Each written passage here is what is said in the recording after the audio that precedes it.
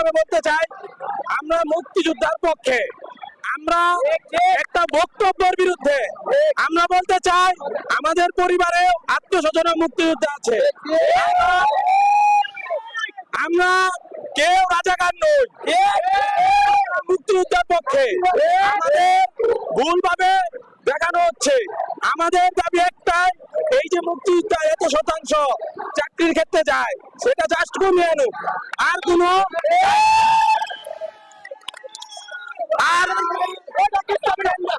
কোনো চাহিদা আমাদের নাই।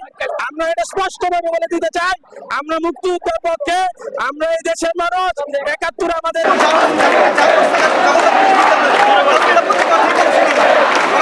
স্বাধীন হয়েছে।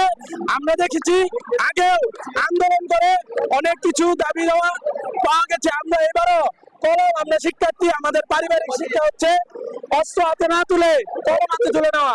আমরা সেটাই করছি এবং ইনশাল্লাহ আমরা আমাদের দাবি দেওয়া নিয়েই ঘরে বেরবো।